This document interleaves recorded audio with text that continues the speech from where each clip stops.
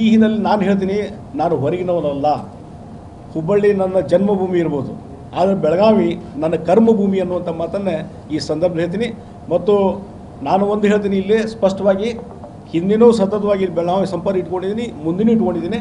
ಮತ್ತು ಇವತ್ತು ಒಬ್ಬ ಲೋಕಸಭಾ ಕ್ಷೇತ್ರದ ಅಭ್ಯರ್ಥಿಯಾಗಿ ನಾನು ಬರುವಂಥ ದಿವಸಗಳಲ್ಲಿ ಇಲ್ಲೇ ಮನೆಯನ್ನು ಮಾಡ್ತೀನಿ, ಇಲ್ಲೇ ವಾಸವಾಗಿರ್ತೀನಿ.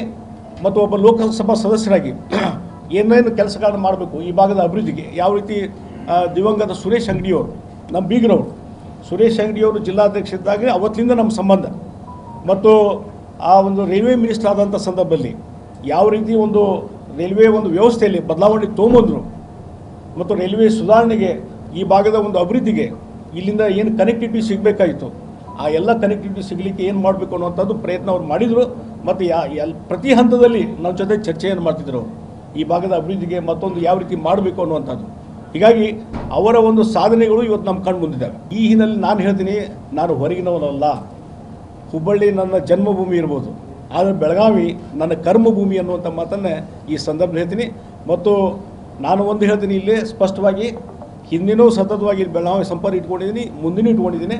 ಮತ್ತು ಇವತ್ತು ಒಬ್ಬ ಲೋಕಸಭಾ ಕ್ಷೇತ್ರದ ಅಭ್ಯರ್ಥಿಯಾಗಿ ನಾನು ಬರುವಂಥ ದಿವಸಗಳಲ್ಲಿ ಇಲ್ಲೇ ಮನೆಯನ್ನು ಮಾಡ್ತೀನಿ, ಇಲ್ಲೇ ವಾಸವಾಗಿರ್ತೀನಿ.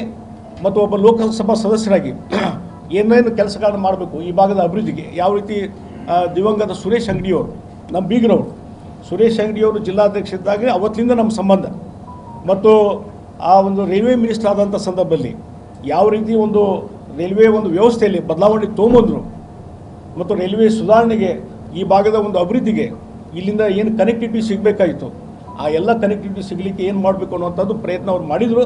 ಮತ್ತು ಪ್ರತಿ ಹಂತದಲ್ಲಿ ನಮ್ಮ ಜೊತೆ ಚರ್ಚೆಯನ್ನು ಮಾಡ್ತಿದ್ರು ಈ ಭಾಗದ ಅಭಿವೃದ್ಧಿಗೆ ಮತ್ತೊಂದು ಯಾವ ರೀತಿ ಮಾಡಬೇಕು ಅನ್ನುವಂಥದ್ದು. ಹೀಗಾಗಿ ಅವರ ಒಂದು ಸಾಧನೆಗಳು ಇವತ್ತು ನಮ್ಮ ಕಣ್ಣು ಮುಂದಿದ್ದಾವೆ.